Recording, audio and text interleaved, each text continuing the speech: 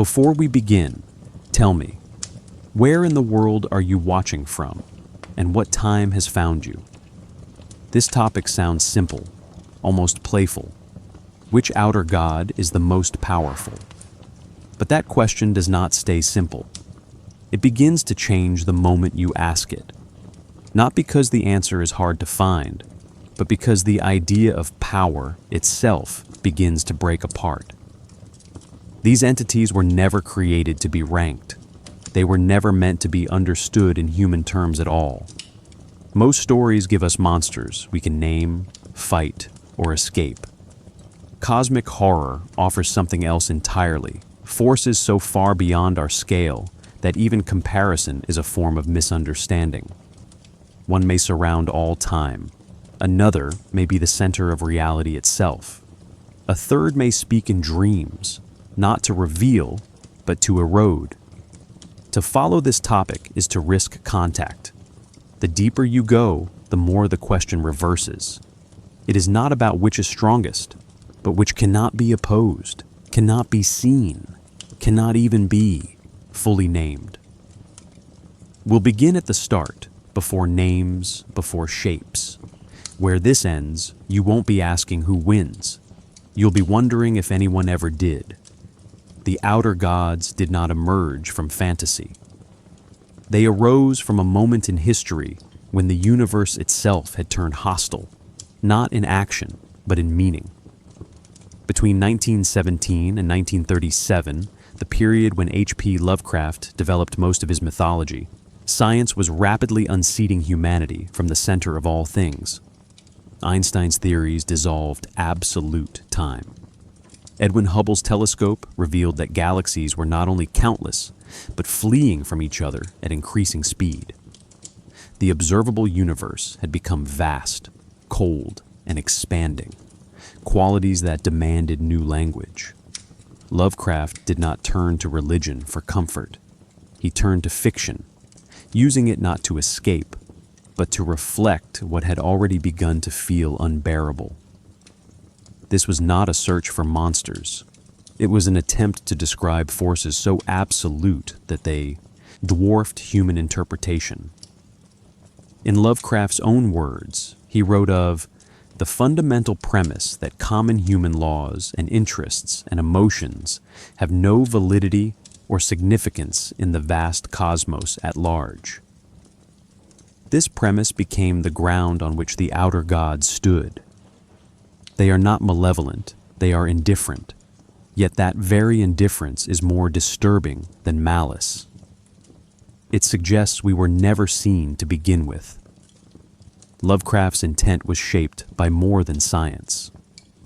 His personal letters, numbering in the thousands, show a man obsessed with what he called mechanistic materialism, the belief that the universe is a closed system, governed by blind laws, devoid of purpose. For him, horror did not lie in blood or violence, but in the sudden clarity that meaning itself was a human invention. His gods reflect this belief. Azathoth, the blind idiot god, is not evil. He is reality without observer. Yog-Sothoth is not a villain. He is totality itself, past, present, and future coexisting, inaccessible, unfiltered. The question of power becomes difficult under these conditions. Traditional deities demonstrate strength through action, intervention, command, punishment. Lovecraft's outer gods display power by making such frameworks irrelevant. They do not answer prayers or enforce rules. Their presence is enough to collapse all narrative logic. This is not power as control. It is power as ontological primacy.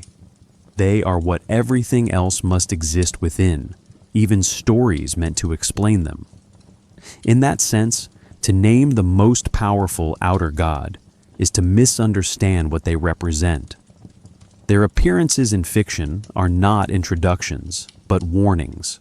In the dream quest of unknown Kadath, the mention of Azathoth at the center of all chaos is brief, final, and unelaborated. In the Dunwich horror, Yog-Sothoth never truly arrives. Instead, his influence contaminates lineage and space. Even Nyarlathotep, the most human-like, functions as messenger rather than actor. Lovecraft understood that defining these entities would reduce them, so he resisted closure. Their power grows in the space left blank. That absence becomes authority. We must pause here. Most horror relies on confrontation. A monster appears, a struggle ensues, and resolution follows. Lovecraft breaks this pattern. His outer gods are not agents within a system. They are the system. To depict them fully would be to limit them. Instead, they appear through implication, misinterpretation, and failed understanding. Power, in this model, is not force. It is inevitability. One cannot confront the air or the passage of time. One merely exists within their bounds until one ceases to exist at all. This has important implications for the question at hand. If we seek the most powerful outer god, we must first discard inherited assumptions about what power means. Lovecraft offers no hierarchy, no throne, no celestial war. He offers collapse. The most powerful is not the loudest, the largest, or the most terrifying in appearance. It may be the one we never truly see, the one whose influence warps not bodies, but categories. The one who requires no worship, no name, no motive, just presence. We now turn to the deeper roots beneath Lovecraft's creations. His vision did not appear in isolation. It was built atop centuries of cultural unease, philosophies, myths, and scientific revelations that reshaped how humans imagined what lies beyond. To understand the outer gods fully, we must step back further in time. The next section traces the cultural and philosophical antecedents that allowed such impossible beings to emerge in the first place. Lovecraft's outer gods may appear alien, but they are not without ancestry. They are born from centuries of disillusionment, philosophical, religious, and scientific. While Lovecraft rejected organized religion, he absorbed the deeper implications of theological decay. In place of gods who listened, judged, or forgave, he imagined forces that did not know we existed. This shift did not begin with him. It stretches back to ancient thinkers who doubted that the cosmos was built with humans in mind. The pre-Socratic philosophers offer an early glimpse of such thinking. Figures like Anaximander speculated that the universe arose from the aporon, the indefinite, boundless, and unknowable. This concept bears a striking resemblance to entities like Azathoth, who embodies blind infinity without form or purpose. Heraclitus introduced the idea of a universe governed by logos, a hidden order accessible only in fragments. These notions, abstract and unsettling, suggest a world structured not around morality or teleology, but around patterns far beyond comprehension. Lovecraft, steeped in classical literature, reanimated these fragments as modern nightmares. Later, this cosmic indifference was refined by Schopenhauer, who described reality as driven by a blind, aimless will. Schopenhauer's will is, not unlike Azathoth, ceaseless motion without intelligence, birthing phenomena that have no meaning beyond their appearance. Nietzsche took this further, declaring God dead and meaning unstable. But where Nietzsche saw a chance to create new values, Lovecraft saw only horror. If there is no divine plan, no ethical center, then what remains? The outer gods are his answer, things that exist without reason, yet define reality. This is not despair as drama. It is despair as architecture. Lovecraft also responded to the crumbling of religious authority in the West. The 19th and early 20th centuries witnessed theological crisis. Biblical literalism was under siege from geology. archaeology, and Darwinian biology. The Earth grew older than Genesis allowed. Humanity's place as a chosen species was revoked. In this atmosphere, traditional images of God became untenable, but the longing for vastness, awe, and terror remained. Lovecraft filled the void not with angels, but with immoral enormities. The outer gods are not replacements for God. They are what is left when the idea of God is no longer possible, but the feeling of the sublime refuses to die. We must pause here. One might assume the outer gods are just modern updates to older chaos deities, Tiamat, Eris, or the Gnostic Abraxas. But Lovecraft's creations are not symbolic figures in a human drama. They do not care, they do not intervene, and they do not represent psychological traits. They are not metaphors for emotion. They are structures too large for metaphor. In this sense, they belong more to cosmology than to mythology. Their power lies not in what they do, but in what they render meaningless. Science, too, shaped this outlook. By the early 20th century, Newton's orderly universe had collapsed under quantum mechanics and relativity. The cosmos no longer followed human intuition.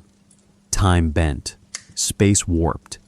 Particles behaved as waves. Observers influenced what they observed. These revelations eroded the illusion that the universe could be fully known, or that it made sense at all. Lovecraft absorbed these developments through popular science magazines and reworked them into horror. Entities like Yog-Sothoth, who is coterminous with all time and space, feel less like deities and more like personifications of cosmic scale. They are not outside reality. They are reality, glimpsed through a human lens that cannot survive the contact. Consider this carefully. Lovecraft did not invent horror rooted in vastness. He inherited it from centuries of philosophical doubt and scientific awe. What he did was remove the last comforting illusion that vastness could be tamed through story. In his work, the sublime is not just overwhelming, it is destructive. The more one understands, the less one remains human. Knowledge is not salvation, it is surrender. This is why the most powerful outer god may be the one who offers nothing at all. No message, no presence, not even a name that stays stable. We now begin to see the roots of Lovecraft's creatures not as fantasy, but as cultural artifacts shaped by centuries of intellectual unease.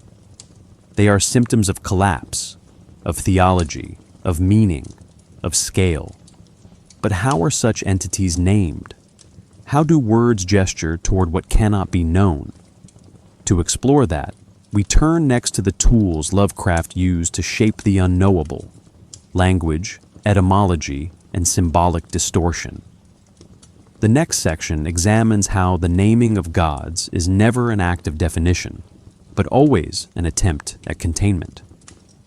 Words were never meant to hold the outer gods, yet Lovecraft named them Azathoth, Yog-Sothoth, Nyarlathotep, with a kind of deliberate failure. These names do not clarify. They do not translate. They resist categorization, blending invented syllables with echoes of ancient tongues. This is not lazy construction. It is technique. The names sound old, yet they are new. They feel meaningful, yet defy meaning. In doing so, they achieve something critical. They mimic the very thing they describe, entities whose existence precedes comprehension. Lovecraft understood that names carry more than identification. They carry symbolic weight, historical residue, linguistic shape. But his gods do not emerge from Hebrew, Greek, or Latin traditions of divine naming. They emerge from a deliberate break with those traditions. Azathoth is not a pun, nor a cipher. It is an eruption. Its syllables hint at Arabic cadence, but without root. Yog-Sothoth suggests ritual language, consonant clusters that evoke lost prayers, but offers no translation. The effect is disorientation. These are not words passed down through sacred texts. They are fragments of sound that imply civilizations long erased. This linguistic instability is essential. In traditional theology, naming is an act of power. To name a god is to summon, worship, or define it. Lovecraft reverses this. To name the outer gods is to expose oneself to influence. Their names are not tools for humans. They are contaminants, things spoken once and never forgotten. This aligns with the motif of the Necronomicon, a book whose very syllables deform the reader. Language here is not a bridge, it is a trap. We must pause here. Scholars have often asked, why use invented names at all? Why not describe the entities indirectly, or avoid naming altogether? The answer lies in tension. Lovecraft's horror depends on the illusion of forgotten knowledge. A name like Azathoth implies that someone, somewhere, once knew more. The name is a relic, not a reference. It hints at buried histories, broken cults, lost civilizations. Even when the story withholds detail, the name lingers like a bruise, evidence of a mythological architecture too vast to be told. The reader becomes complicit just by pronouncing it. This effect depends on sound, not semantics. Lovecraft's names often include hard consonants, deep vowels, and sudden transitions, phonetic strategies that mimic the grotesque. They do not soothe, they rupture. This auditory violence reflects the nature of the entities themselves. Yog-Sothoth is not beautiful, it is invasive. Its name behaves accordingly. Consider the triadic rhythm, Yog-Ji-Sothoth. It recalls invocation without resolution. The name begins to function like a broken ritual, one that gestures toward form, but never delivers it. That incompletion becomes its own kind of dread. The symbolic role of these names extends beyond language. They operate as mythological placeholders. When Lovecraft places Azathoth at the center of all chaos, he does not describe Azathoth. He describes what happens around it. Similarly, Yog-Sothoth is said to be the key and the gate, but what lies beyond the gate is never shown. These names mark limits. They signal narrative edges, the places where language stops working. In that way, they become semiotic thresholds, not designations. Power is encoded not in what they reveal, but in what they refuse to make visible. Not all of Lovecraft's gods follow this model. Some names, like the Crawling Chaos or the Black Man, draw from older folkloric patterns. These titles feel familiar, almost archetypal, but this familiarity is deceptive. They function like bait. They invite the reader to project cultural meaning onto the unknown, only to twist that meaning into something alien. The result is semantic collapse. The more the name appears to explain, the more it conceals. This is not poor writing. It is symbolic misdirection. This linguistic strategy prepares us for the final piece in Lovecraft's myth-making toolkit, narrative authenticity. The outer gods do not merely sound ancient, they feel unearthed.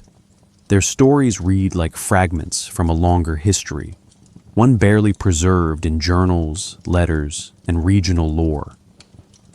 In the next section, we examine how Lovecraft constructed this illusion of archaeological depth, how myth, when written as if discovered rather than invented, becomes more powerful than fact. The question is no longer what the names mean.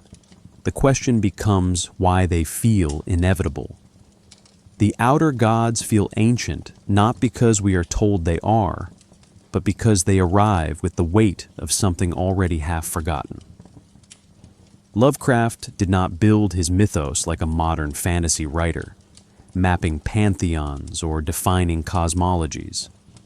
He embedded fragments, mentions, footnotes, and glimpses into stories that rarely center the gods themselves.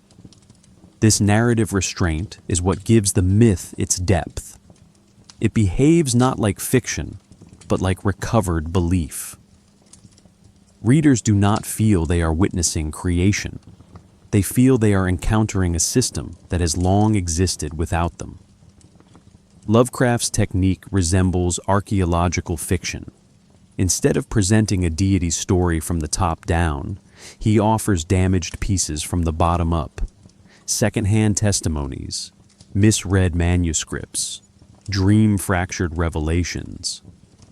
His most powerful entities are rarely protagonists. They exist in the margins, half seen through cult rituals, scholarly warnings, or the last words of madmen. This creates an illusion of authenticity. Myth is not delivered, it is discovered. Readers assemble it themselves, slowly and uneasily, guided by implication rather than clarity. The result is a mythos without center. Azathoth rules nothing. Yog-Sothoth defines everything but commands nothing. Nyarlathotep acts but never explains. There's no clear hierarchy, no final scripture, no resolution. This fragmentation is not a flaw. It mimics how real-world belief systems evolve through contradiction, interpretation, and cultural layering. Think of comparative mythology, how Zeus overlaps with Jupiter, how Egyptian deities absorb Greek traits. Lovecraft simulates this evolutionary confusion so his gods feel lived in, not written out. We must pause here. In traditional storytelling, coherence is power. Gods are introduced with titles, roles, domains. Lovecraft inverts this. Coherence is limitation. The less we know, the more room for projection. The outer gods remain powerful not because they are well defined, but because they are never fully contained by the story that invokes them. This is why no single Lovecraft text explains the mythos.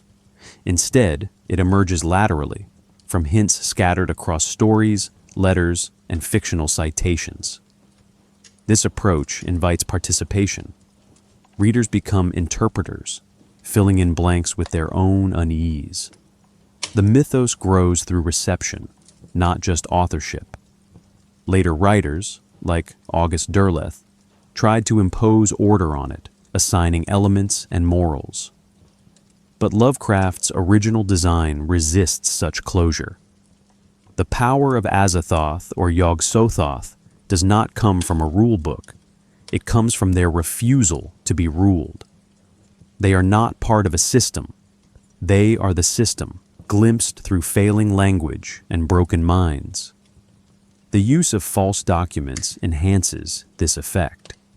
The Necronomicon, Lovecraft's infamous tome, is never quoted in full. It is always referenced, always eluding the reader.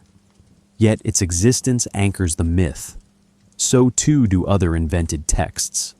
The Pinacotic manuscripts, the Unaussprechlichen Kulten. These function like mythological sediment, each citation adding age, context, and narrative sediment. They create the impression of a deep past, one so tangled and partial that it feels more real than any coherent lore ever could. This myth-building strategy brings us to the threshold of the next inquiry. If these gods gain power through elusiveness, then what happens when they are placed at the center of a philosophical system? What ideas do they embody, not just in fiction, but in the structure of horror itself? In the next section, we turn away from origin stories and toward conceptual foundations. We ask not just where the outer gods came from, but what they represent: insignificance, entropy, and the collapse of reality's most basic categories. The architecture of dread begins there. The outer gods do not threaten humanity because they hate it. they threaten because they don't notice it at all. This is the first and most essential philosophical principle at the heart of cosmic horror: insignificance. Unlike traditional narratives where monsters pursue, punish, or corrupt, Lovecraft's entities remain largely unaware of human presence. Their power lies in scale. To them, we are not subjects or victims. We are irrelevant. This lack of recognition is not mercy. It is the ultimate terror. For centuries, mythology placed humans at the center. Lovecraft inverts this. The center holds nothing. In the Call of Cthulhu, a recurring phrase appears in cult testimony: "He waits dreaming." This is not a promise of action. It is a condition of existence. The terror lies in the waiting, not the waking. The gods do not invade. They persist.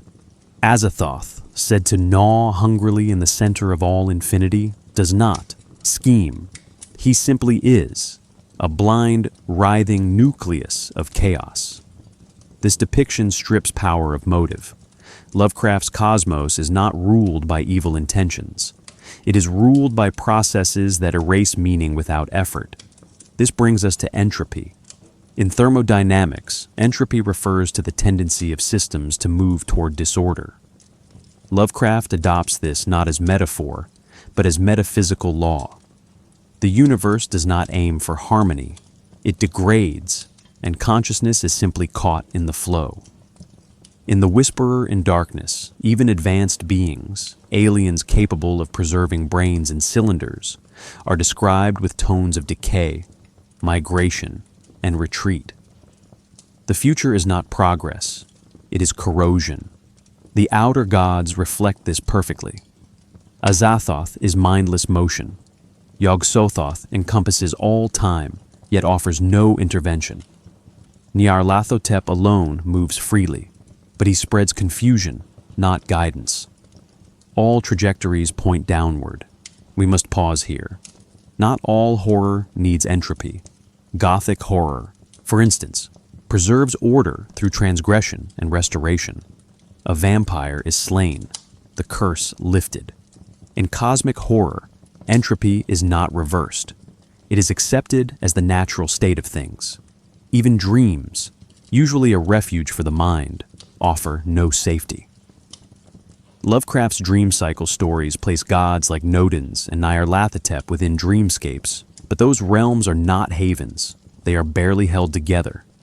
Time shifts, geography fails, identity dissolves. The dream world reflects the real one, vast, layered, and unstable.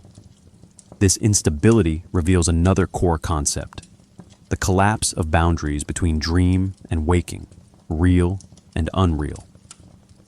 In The Dream Quest of Unknown Kadath, Randolph Carter's journey takes him across imagined geographies, only to reveal that the gods he seeks are beyond even dream logic. When he finally sees Kadath, the ultimate city of his desire, he realizes it is constructed from memory, not truth. The gods there are illusions. The real God, if one, exists, remains unreachable. This moment redefines power. The more one chases clarity, the more one becomes lost. Truth is not discovered. It is unraveled. This blending of dream and waking has structural consequences. If the universe is fundamentally unknowable, then perception itself becomes unreliable. Lovecraft's most powerful entities are those who erase the boundary between knowing and becoming. To perceive Azathoth or Yog-Sothoth is not to observe, it is to be absorbed.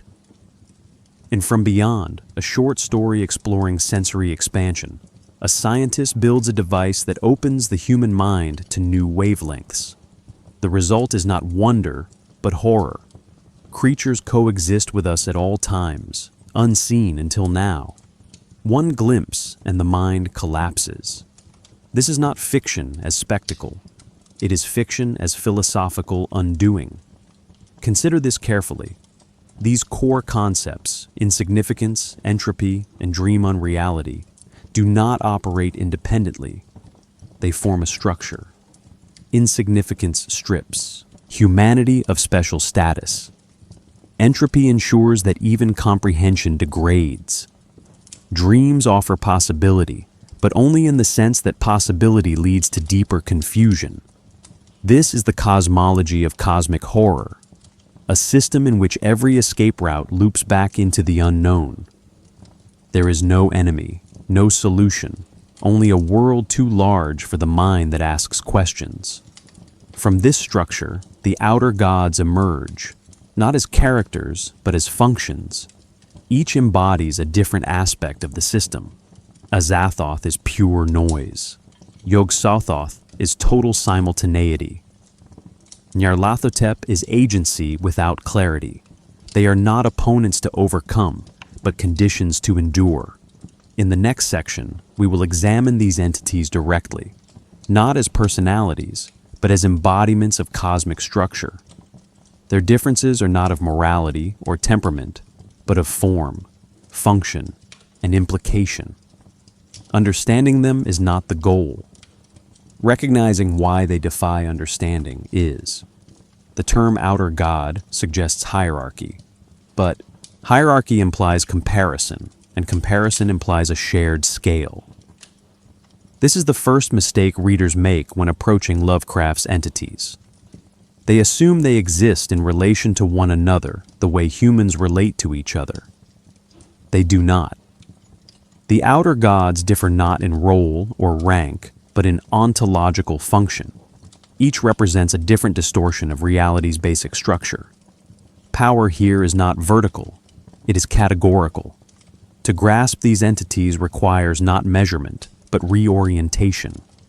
Azathoth is the most often cited as central, but what does that mean? Described as a seething nuclear chaos at the center of all infinity, Azathoth does not act, speak, or think. It pulses, it howls, it spins in blindness while lesser beings play flutes to keep it from awakening. This image, dreamlike, absurd, and terrifying, positions Azathoth not as a god of destruction, but as the unconscious core of all existence. To say Azathoth is the most powerful is to misunderstand its nature. It is not above creation. It is what creation unknowingly rests upon, and that foundation is idiotic motion, not intention. Yog-Sothoth offers a different kind of terror, referred to as the gate, the key, and the guardian of the gate. Yog-Sothoth is often described as existing outside time and space, while simultaneously being coterminous with all of it. This paradox is deliberate. Yog-Sothoth is not a creature, but a condition of total access. Every moment, every location, every possibility is contained within it. Not understood, not organized, simply present. In the Dunwich horror, the entity fathers monstrous twins through interdimensional union. Yet even in that moment, it does not arrive. Its influence is through rupture, not revelation. Yog-Sothoth does not enter. It already encompasses. We must pause here. If Azathoth is blind origin, and Yog-Sothoth is structural simultaneity, then Nyarlathotep is the interface, the only outer god who communicates, who walks, who adapts. But this visibility does not imply benevolence. Nyarlathotep appears in dozens of forms across Lovecraft's stories. A black pharaoh, a robed messenger, a crawling chaos in the dark. He speaks not to enlighten, but to erode. In the Haunter of the Dark, his avatar cannot be seen without light, yet destroys all who behold him. His function is corruption through contact. He bridges the incomprehensible and the familiar, not to bring understanding, but to infect it. This is why Nyarlathotep is sometimes mistaken for the villain of the mythos. He is the most narratively active, the most theatrically cruel. But cruelty implies motive, and motive implies personality. What he performs is not malice, but structural distortion. He is the conduit through which the unknowable leaks into cognition. In the dreams in the witch house, dreams, mathematics, and ancient folklore intersect in ways that draw the protagonist into a geometry that does not obey Euclidean law. Nyarlathotep exists at this crossroads. He speaks, but his words fracture meaning. He appears, but his form unravels the act of seeing. Beyond the primary triad, Azathoth, Yog-Sothoth, Nyarlathotep, other entities populate the cosmology, often without clear classification. Shub-Niggurath, the black goat of the woods with 1,000 young, merges organic fertility with monstrous excess. Unlike the abstract horrors of Azathoth or Yog-Sothoth, Shub-Niggurath represents life out of control, a parody of creation without boundary. While not always labeled an outer god, her role fits the same framework.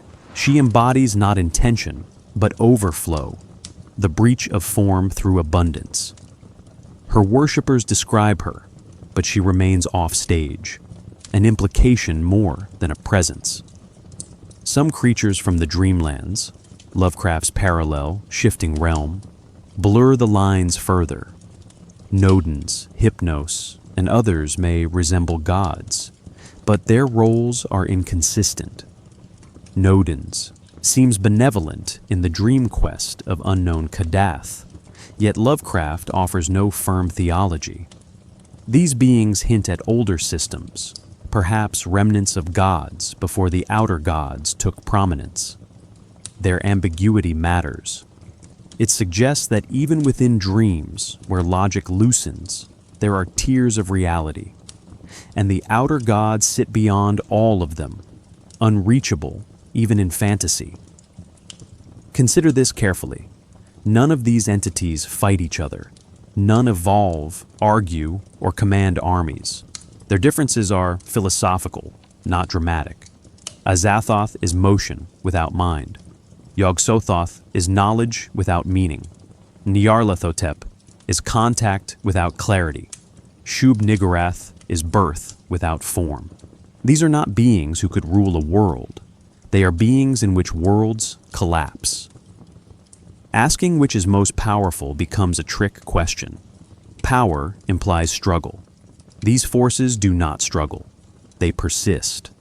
In the next section, we'll examine how humans appear within this system, not as heroes, but as organisms exposed to truths they cannot survive. The question shifts from what these gods are to what they do, not through action, but through encounter. And the effect is always the same: madness, transformation, or silence. The mind, when touched by this scale, does not expand. It unravels. In most traditions, divine contact offers revelation. In Lovecraft's cosmology, it delivers collapse. When humans encounter the outer gods, they are not granted power, insight, or transcendence. They are unmade. This is not punishment. It is mismatch. The human mind is structured to survive, to make patterns, assign causes, imagine meaning. The outer gods, by contrast, embody realities in which none of these tools apply. Madness is not a narrative consequence. It is a mechanical failure of perception. To know them is not to go insane metaphorically. It is to experience cognitive architecture burning from within. Lovecraft returns to this idea again and again. In The Call of Cthulhu, cultists whisper truths they cannot repeat without weeping or laughing uncontrollably. In the dreams in the witch house, mathematical study opens a portal not to knowledge, but to bodily violation. In The Whisperer in Darkness, contact with extraterrestrials brings not communion, but disembodiment.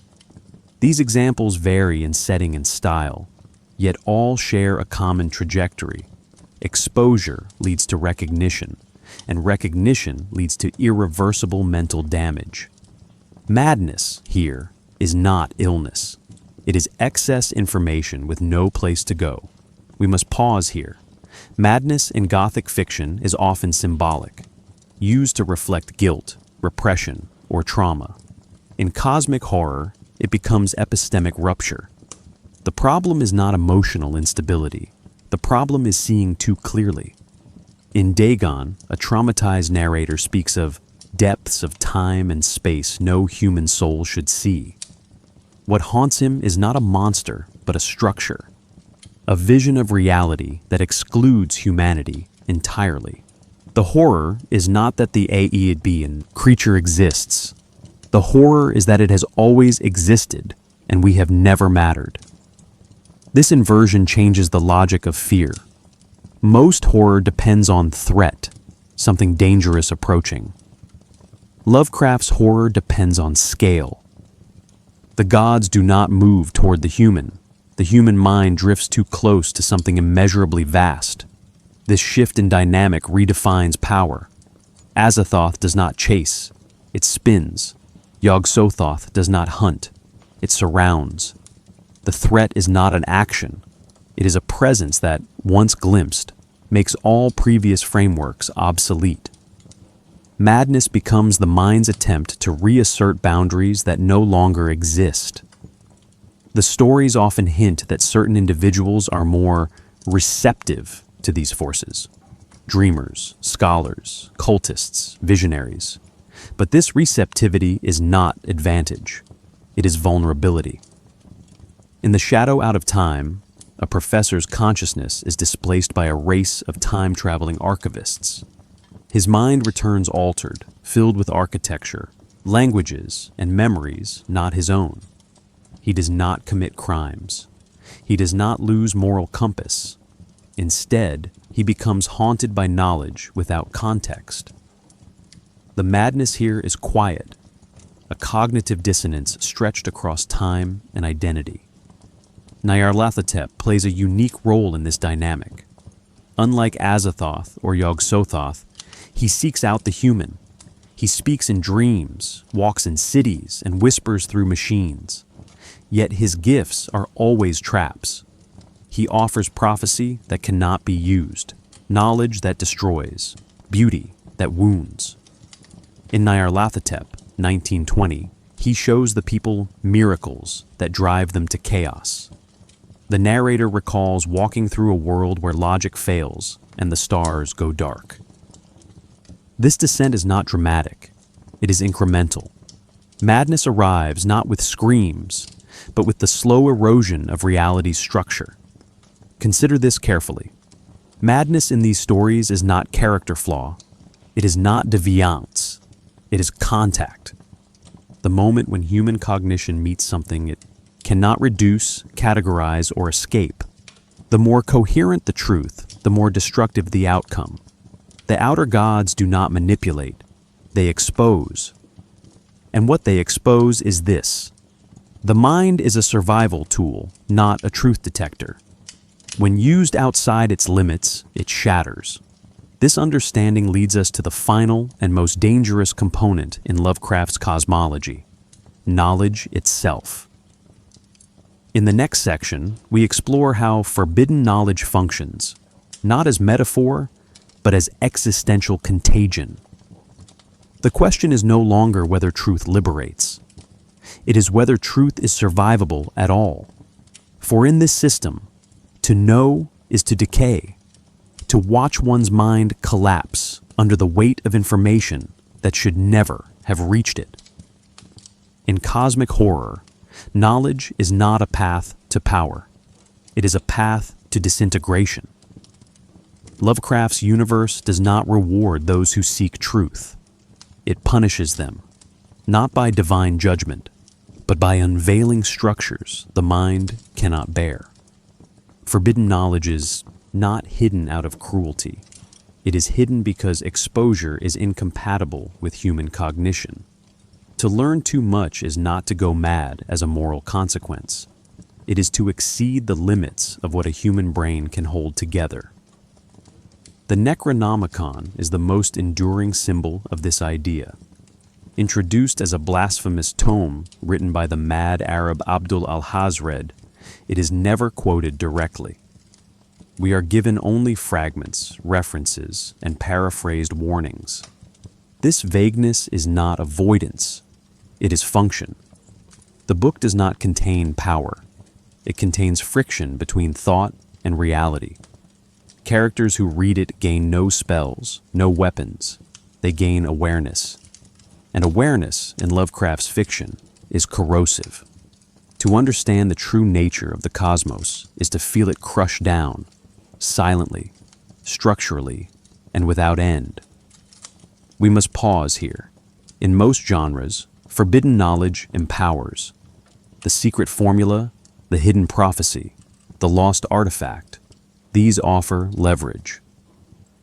In Lovecraft's work, such knowledge removes leverage entirely.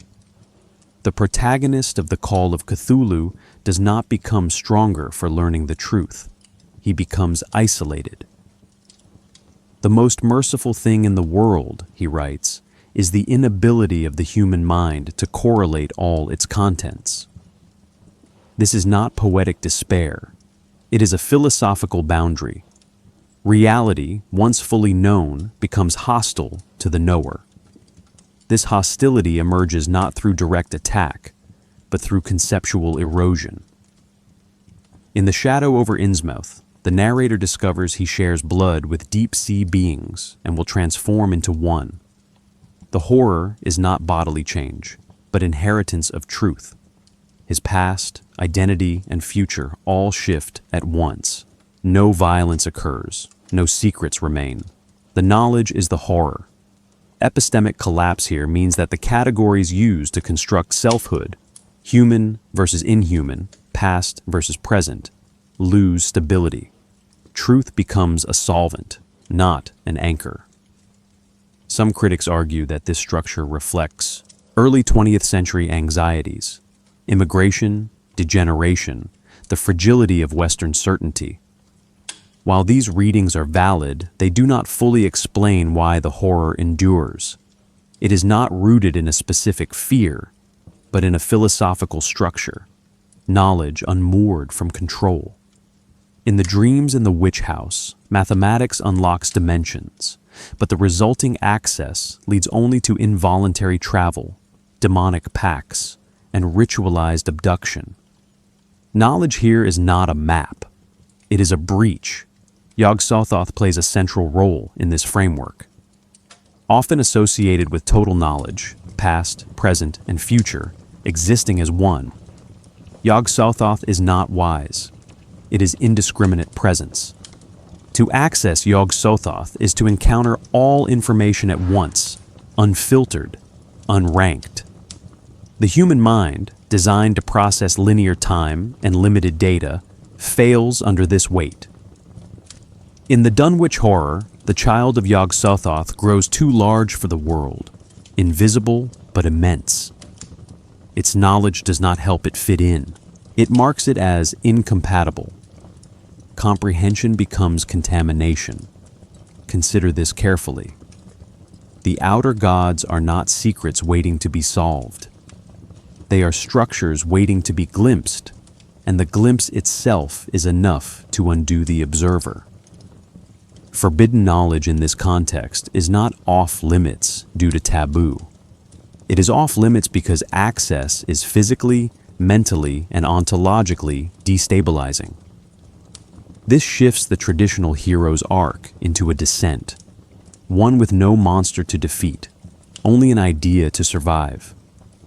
This leads us to the turning point in our exploration.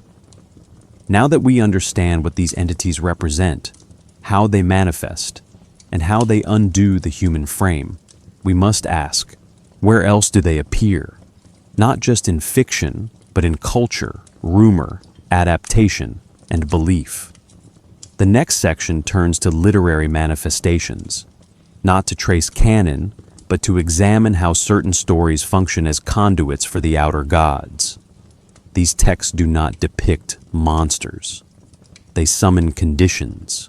Their terror lies not in what happens, but in what continues once the story ends. The outer gods did not enter Lovecraft's mythos fully formed. They emerged slowly, first as moods, then as whispers, and finally as named entities. Their earliest appearances are fragmentary, often peripheral to the main plot. Yet these scattered mentions carry disproportionate weight. They establish a gravitational center, a cosmology implied, not described. The names Azathoth, Yog-Sothoth, and Nyarlathotep do not begin with exposition. They begin as interruptions in narrative certainty, forcing readers to reconsider what kind of world the story inhabits. Azathoth's first appearance is in the prose poem Azathoth, 1922. Never completed, it begins. When age fell upon the world and wonder went out of the minds of men, there was a man who traveled out of life to the spaces which lie beyond. The poem breaks off, but even this fragment is revealing. Azathoth is not introduced as a character. It is a destination, a terminus at the edge of reality and reason. Later stories describe it as the blind idiot god, a seething nuclear chaos surrounded by the piping of mad flutes. But these descriptions never escalate. They repeat with variation, always distant, always final. Azathoth is the uncentered center, the absence around which the mythos coils. Yog-Sothoth first appears in The Case of Charles Dexter Ward, written 1927, published posthumously. There, it is named during an occult ritual. Yog-Sothoth, Great Yog-Sothoth, is the key and the gate. No explanation follows. Instead, the phrase lingers, unexplained yet decisive. The power of the moment lies in its lack of interpretation. The reader is forced to treat the name as a real artifact within the fictional world, a piece of doctrine, not metaphor. Later, in The Dunwich Horror, 1929, Yog-Sothoth becomes central, though still never present. Its effects are seen, its voice is suggested, but its being is always excessive to the narrative. The story concludes not with confrontation, but with partial revelation. Yog-Sothoth is the gate. Yog-Sothoth is the key. Yog-Sothoth is the guardian of the gate. These triadic repetitions evoke theology, yet withhold theology's coherence. Nyarlathotep, by contrast, enters the mythos as performance. In Nyarlathotep, era 1920, the titular figure is a traveling showman, scientist, and prophet whose demonstrations unravel civilization. And it was then that Nyarlathotep came out of Egypt, tall, swart, slender, and he spoke much of the sciences. He draws crowds, speaks calmly, and exhibits impossible devices. But the demonstrations break time and language. The narrator walks through a city of corpses, where stars go dark and clocks stop. This early portrait sets Nyarlathotep apart. He is active, embodied, seductive.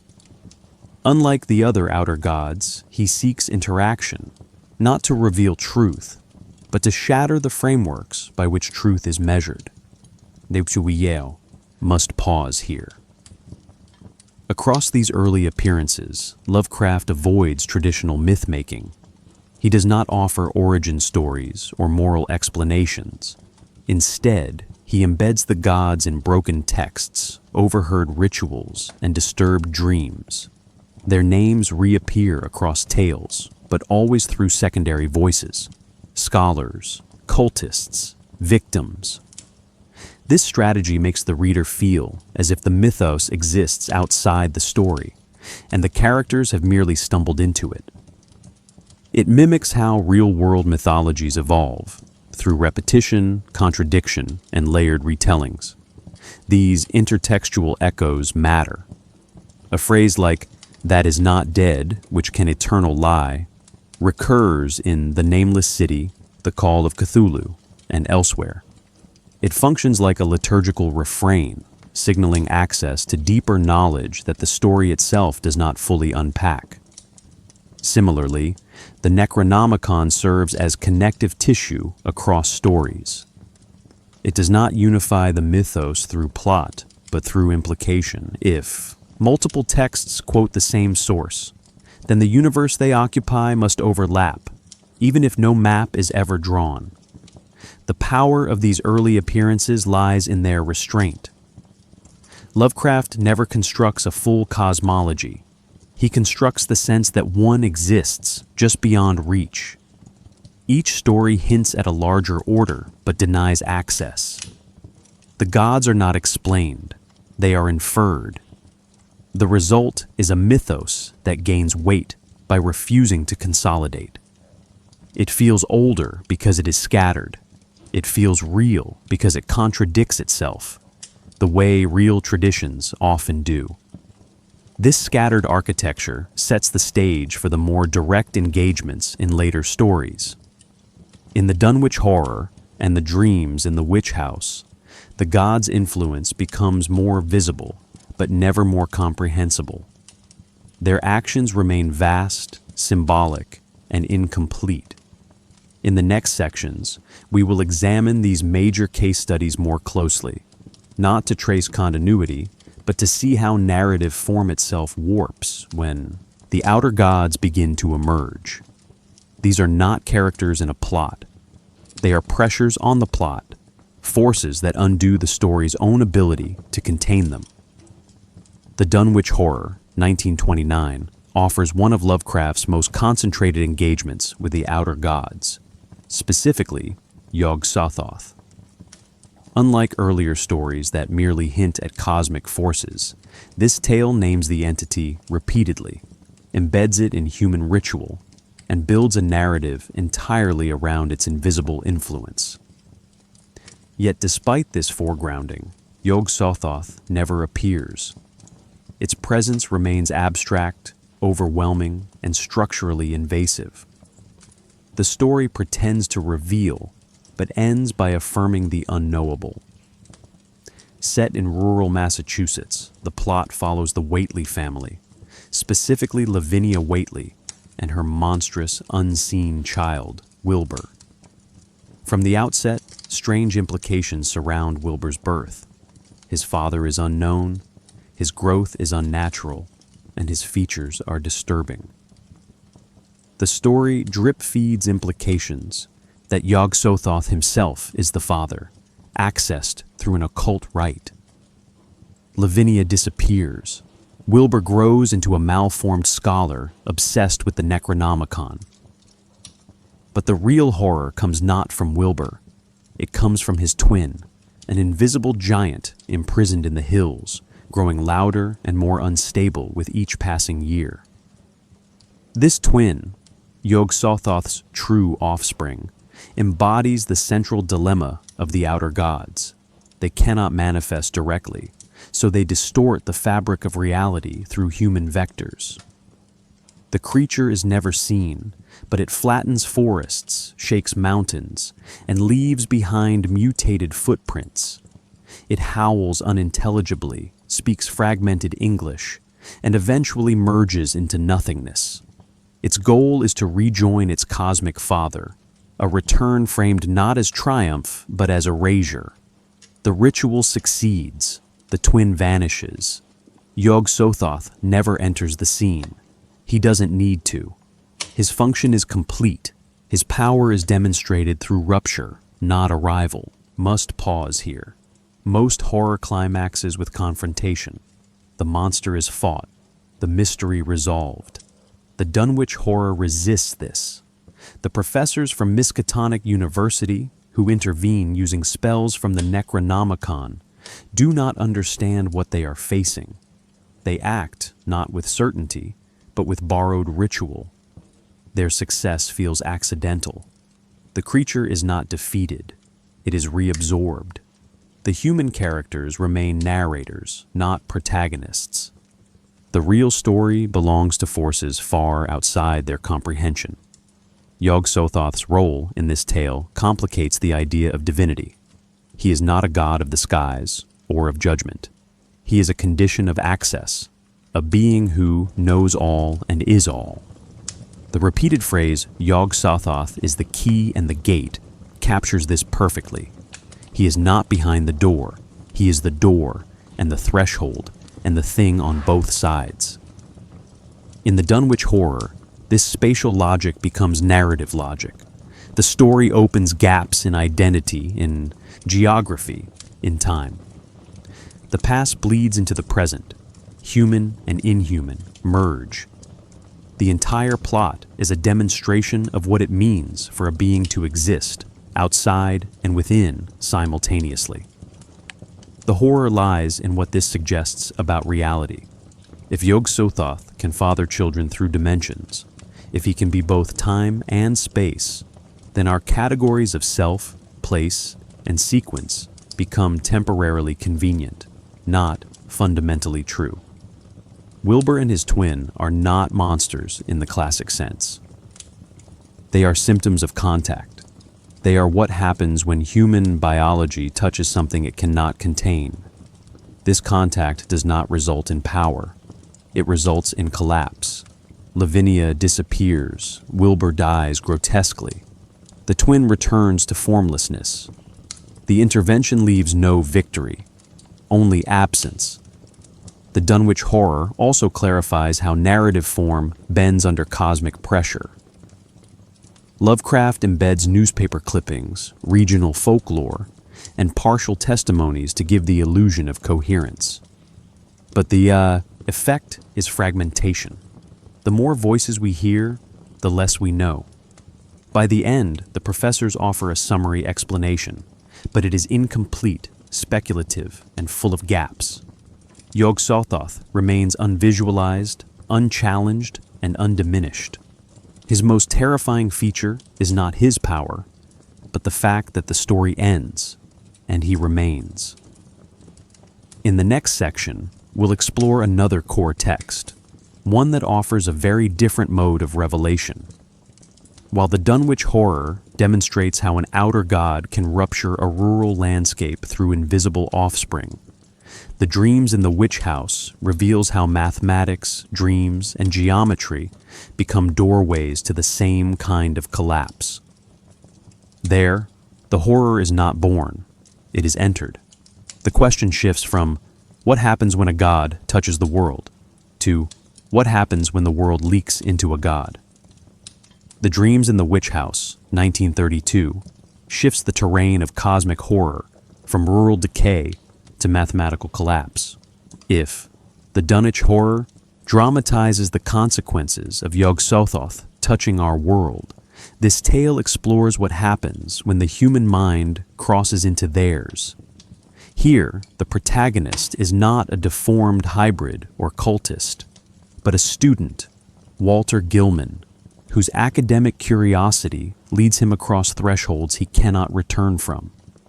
His descent is neither moral nor dramatic. It is geometric. The setting is crucial. Gilman rents a room in a decaying Arkham boarding house once inhabited by Keziah Mason, a 17th century witch who vanished from Salem jail after claiming knowledge of lines and curves that could be made to point out directions leading through the walls of space. These are not metaphors. They are literal axes, impossible angles that defy Euclidean logic. Gilman, studying non-Euclidean calculus and quantum physics, begins to suspect the witch's ramblings were not madness, but higher dimensional insight. This suspicion is the story's first act of horror, the idea that occult knowledge may have a mathematical validity. Soon, Gilman's dreams shift. He visits strange spaces where geometry bends, color fails, and stars burn cold. There, he sees Nyarlathotep, described as the Black Man, and witnesses rituals involving Kezia, her familiar brown jenkin, and non-human shapes. These are not hallucinations. They are journeys, traversals into a structure that exists alongside but outside our reality. The narrative is ambiguous, but precise. Gilman dreams of places he should not know, then discovers physical evidence, scratches, bruises, foreign dust, upon waking. The dreams are not dreams, they are transits. We must pause here. In earlier tales, such as The Call of Cthulhu, Dreams function as warnings, shared messages from distant entities. In the dreams in the witch house, dreams become entry points. The horror is not that Gilman is dreaming, it's that he may be dreaming correctly. Lovecraft's recurring interest in dream logic becomes literal. The mind becomes a map. The body becomes a vessel. When Nyarlathotep appears, he does not rant or terrorize. He simply stands in the center of shifting dimensions. His presence suggests that once enough knowledge is acquired, the soul becomes mobile, whether it wishes to move or not. Gilman's descent is slow, procedural, and entirely logical. He doesn't fall victim to curiosity. He follows the tools of scholarship, hypothesis, observation, deduction. His downfall is not error, but precision. In this way, the story critiques the assumption that more knowledge means more safety. Gilman connects the witch's angles to current scientific theory. He solves the problem, and the solution destroys him. This structure reveals a central Lovecraftian principle. Truth does not empower. It erodes. The more accurate one's view of the universe, the less compatible it becomes with being human. Nyarlathotep's role here is critical. Unlike Azathoth, who represents blind chaos, or Yog-Sothoth, who embodies simultaneity, Nyarlathotep is active transmission. He facilitates the crossing. He does not lure Gilman. He simply waits where the equations lead. In many ways, this is the most terrifying function an outer god can serve. Not destroyer, but mediator. In the dreams in the witch house, Nyarlathotep does not torment. He allows access. What follows is the natural consequence of approaching what cannot be housed in the human frame. The ending offers no closure. Gilman dies mysteriously after witnessing the ritual sacrifice of a child, possibly performed through him, though the narrative never confirms this. The room is demolished. Later, bones and artifacts are found within the walls, confirming fragments of his visions. Yet nothing is proven. The horror lingers not in what is shown, but in what is almost confirmed. Gilman's knowledge, his precise understanding of multidimensional physics, becomes evidence against him. He was right, and that correctness undid him. This case study reveals how narrative form itself bends around the outer gods. Where the Dunwich horror stages a confrontation, the dreams in the witch house constructs a geometric trap. There is no monster in the room. The room is the monster. The gods do not enter. They are already embedded in the angles of thought. The next section turns outward, to the collaborators and successors who tried to extend this mythos. What did they preserve? What did they misunderstand? And how did the outer gods change when others tried to organize what Lovecraft designed to resist organization? After Lovecraft's death in 1937, the mythos he left behind became a field of interpretation. His stories, though loosely connected, had never formed a cohesive theology. They resisted order, thrived on ambiguity, and relied on absence as narrative weight. But his literary successors, most notably August Derleth, approached this body of work differently. Where Lovecraft had constructed a philosophical void, Derleth and others sought structure, categories, and conflict. The result was a shift in tone and function. Outer gods transformed from ontological principles into actors in a cosmic drama. Derleth's influence was substantial. As Lovecraft's literary executor and founder of Arkham House, he preserved and published much of the mythos, but he also reinterpreted it.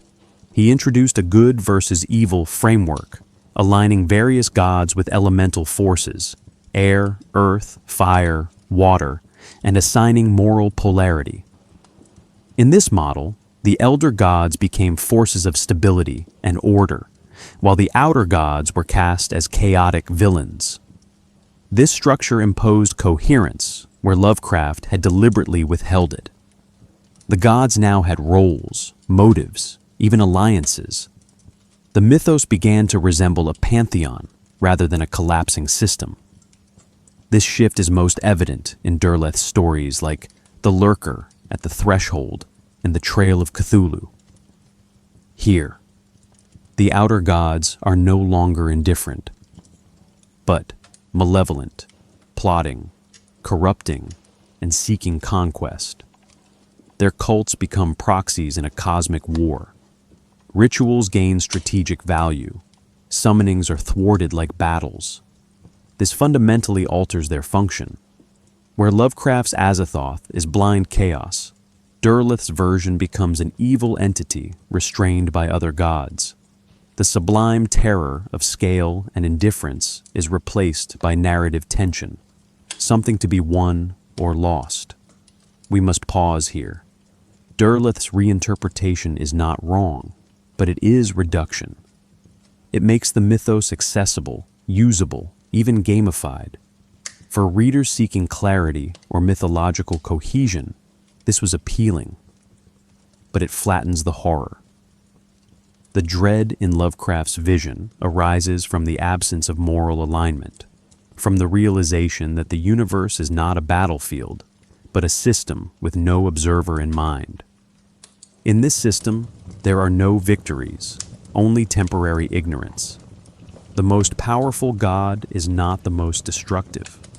It is the one that erases the need for destruction by being inevitable.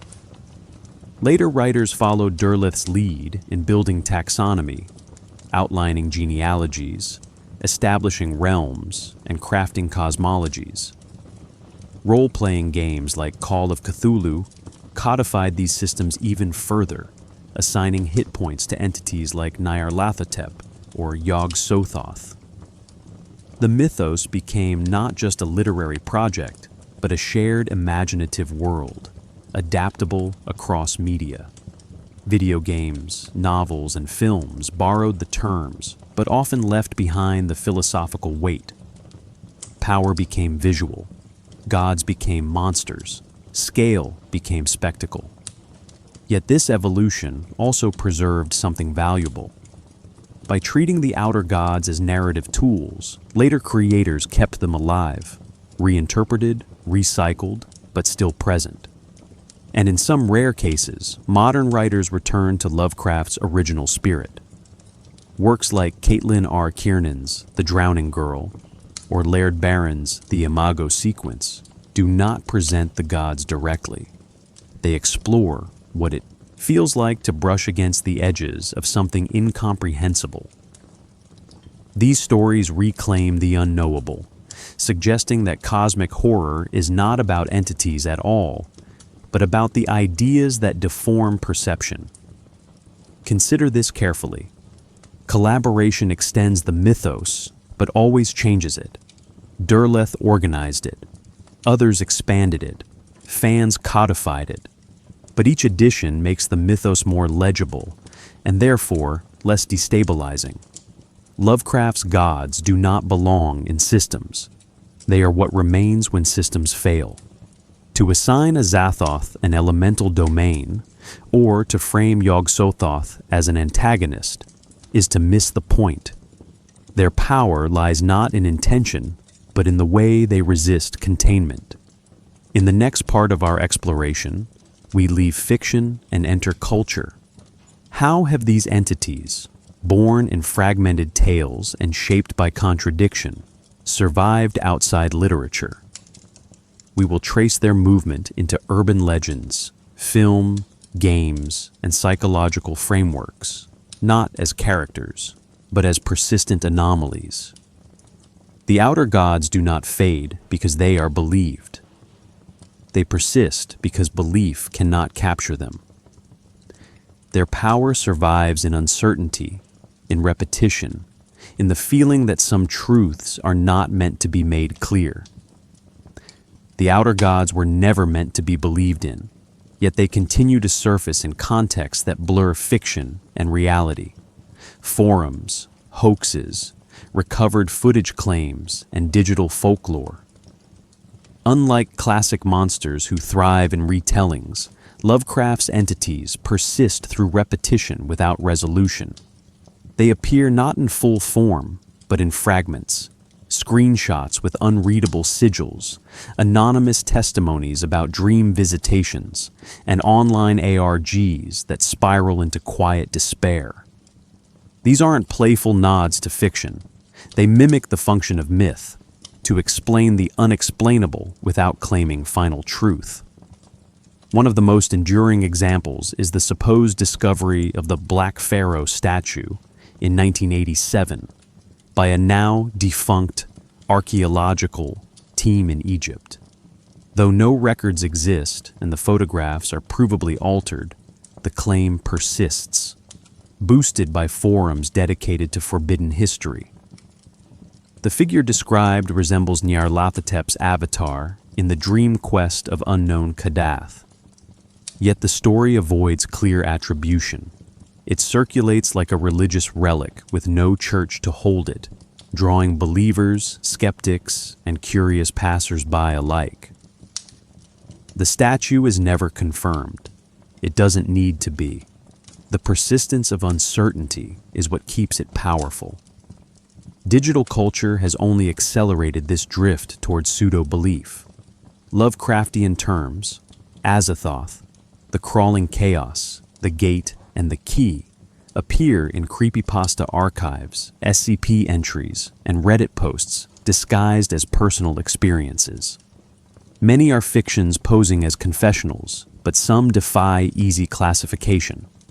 In one infamous 2014 thread, a user describes recurring dreams of the sound beneath geometry and a presence that didn't look at me, but I remembered. It had. The post ends abruptly. Comments speculate. Was it fiction? Psychosis? Performance art? It doesn't matter. The idea lodges itself, and with each retelling, it detaches further from its origin. We must pause here. Urban legends are not sustained by truth, but by structure, the way they echo real anxieties, inhabit liminal spaces, and invite low-risk belief. The outer gods thrive in this environment precisely because they were designed to be unresolved. They resist definitive interpretation, so each new context becomes a valid frame.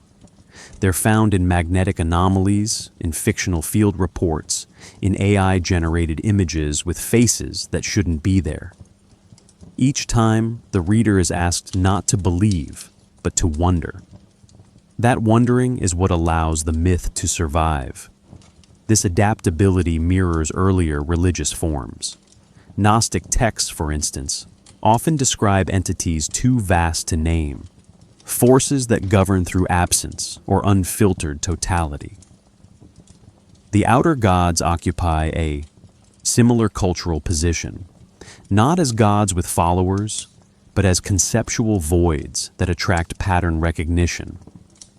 In a secular age where traditional faiths may feel distant or dogmatic, the outer gods offer something subtler.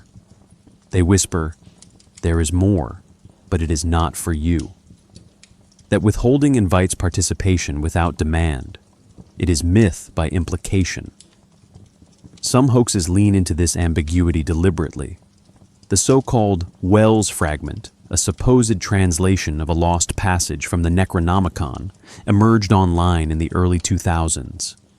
It included cryptic numerology, geological references, and phrases in faux Akkadian. No source was cited. Linguists dismissed it. Yet it continues to resurface, quoted in YouTube voiceovers, slipped into horror podcasts, printed on merch. It is not its authenticity that matters. It is its usability as relic, a way to signal alignment with the deeper myth, even if that myth has no core. Consider this carefully. The persistence of these stories, images, and hoaxes reveals something essential about how the outer gods function. They are not just literary figures. They are modern folklore engines, machines for generating unease in a world saturated with information. Their power does not depend on being real. It depends on being real enough to question. Each sighting, each cryptic post, each anonymous testimony invites not belief, but destabilization. What if that dream meant something?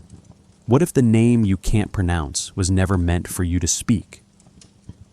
In the next section, we'll examine how these forces operate in popular media, films, games, and music, not as Easter eggs, but as aesthetic strategies that reproduce the same epistemic instability.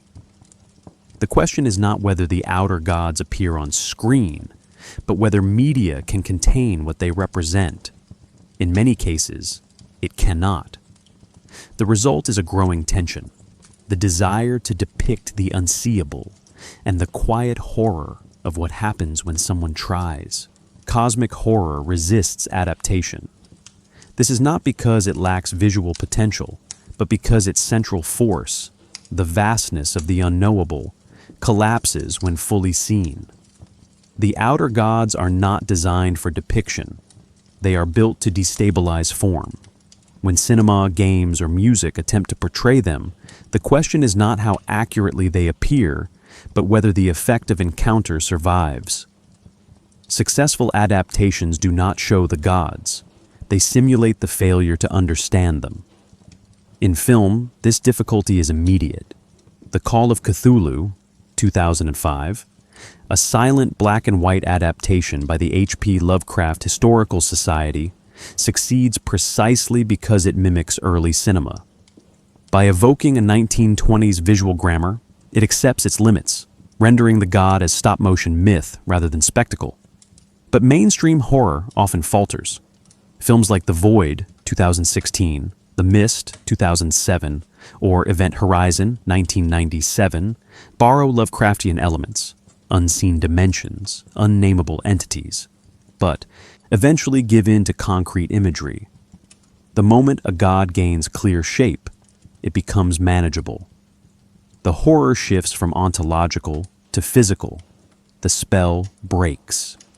We must pause here. Lovecraft's writing creates dread by suggesting that even indirect knowledge warps the mind. Film, a visual medium, struggles to simulate epistemic collapse. Some exceptions emerge. The Endless, 2017, and Annihilation, 2018, succeed not by explaining the entities at their core, but by allowing time, identity, and biology to lose coherence. These stories replicate the sensation of being absorbed into something too large to oppose. The god remains unseen, but its influence restructures space and thought. The effect is not revelation, but dissolution. Games fare better. The player's agency can be weaponized, used to simulate the futility of comprehension. In Bloodborne, 2015, the gods are not bosses to defeat, but entities whose presence breaks the world's geometry. As insight increases, so does visibility. Towers that were invisible become visible. Creatures hanging in the sky are revealed. Knowledge is a stat, and with it comes despair. Similarly, Call of Cthulhu, Dark Corners of the Earth, 2005, and Amnesia, The Dark Descent, 2010, use madness mechanics. The screen blurs, the audio distorts, the player's sense of control erodes. The outer gods do not appear. Their effect appears in what the player loses. Music offers yet another angle. Here, abstraction becomes an advantage. The ambient works of Cryo Chamber, especially its Lovecraftian collaborations, evoke dread through texture. Deep drones, distorted voices, decaying melody. Albums like Nyarlathotep or Yog-Sothoth do not try to tell a story. They recreate sonic unease. In metal, bands like Portal or the Great Old Ones invoke cosmic horror through chaotic structure and impenetrable lyrics. The result is not narrative, but atmosphere thick with wrongness. You do not listen to learn. You listen to be undone. This fragmentation across media reveals a deeper truth. The outer gods are not characters to adapt. They are effects to recreate. Their presence is measured by disorientation, not plot. The best adaptations understand this. They do not import names for brand recognition. They reproduce the structural effect, the way these entities bend time, rupture language, and erase personal agency. Poor adaptations ask, what does Azathoth look like? Effective ones ask, how does it feel to realize Azathoth is real and always was? This persistence across media also speaks to why the mythos survives. In a cultural landscape obsessed with visibility, Lovecraft's gods offer something rare, a deliberate refusal to be seen clearly. This makes them perfect for symbolic reuse. They can haunt science fiction, religion, conspiracy, and horror without ever needing to resolve into stable form. The viewer, player, or listener becomes part of the mythos, not by belief, but by exposure to patterns that resist completion. That incompletion is what feels so ancient. The next section explores how these gods, once literary anomalies, have entered subcultures and academic discourse. They are now symbols in philosophy, citations in speculative realism, metaphors for systems we can model but never master. The question becomes not whether the outer gods exist in media, but whether media itself is now haunted by their logic, cycles without purpose, access without meaning, and knowledge that leaves the knower permanently changed. The outer gods have escaped fiction. They now move freely through subcultures, academic theory, and online communities, not as literal deities, but as conceptual frameworks. Their migration is not random. It follows a pattern. Wherever people grapple with systems too vast to comprehend, Lovecraftian language returns. Azathoth becomes shorthand for chaos without agency.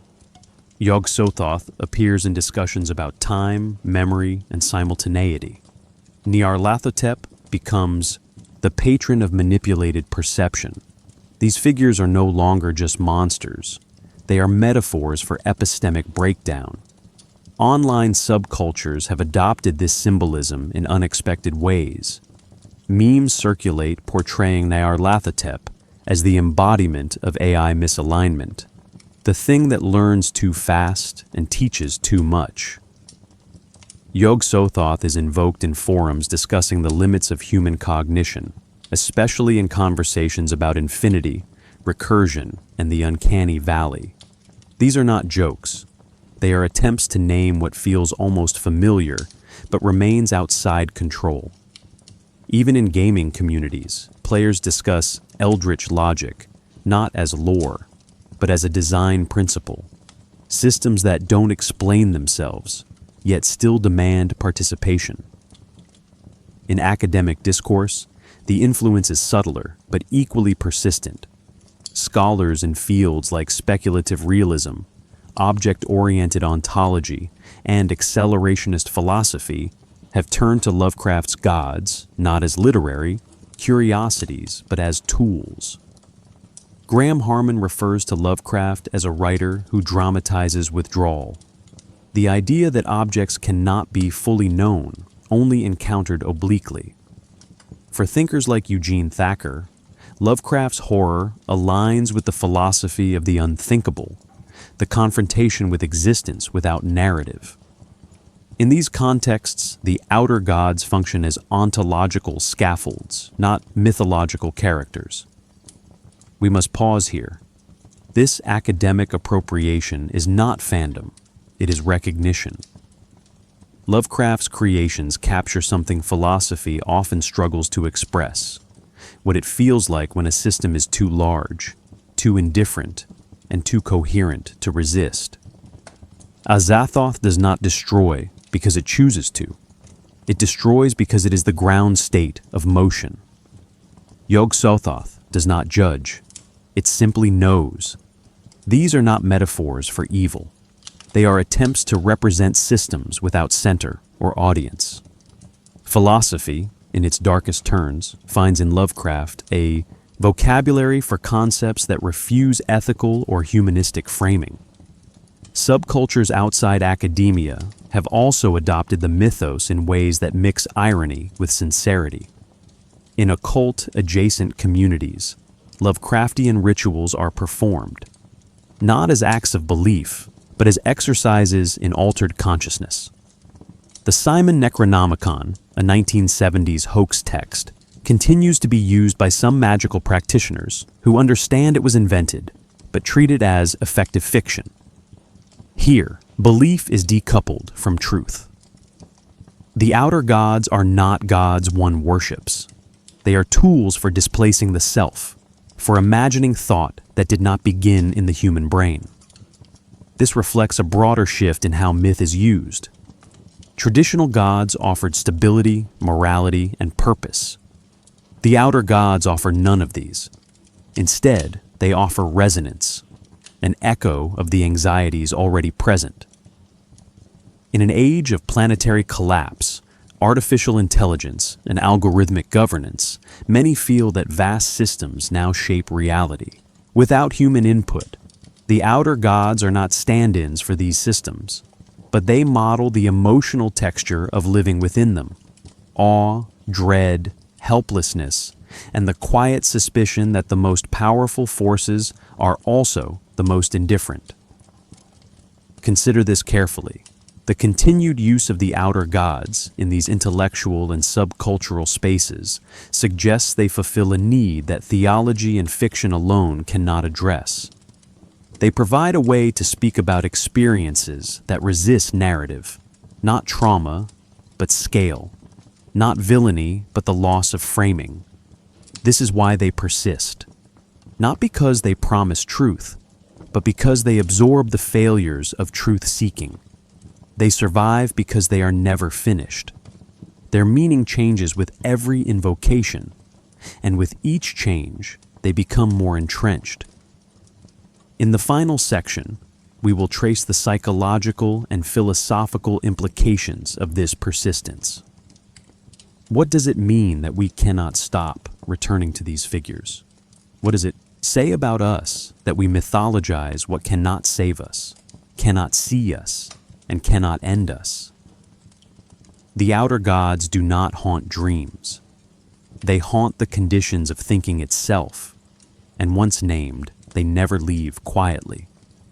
The outer gods endure not because we believe in them, but because we can't fully disbelieve them.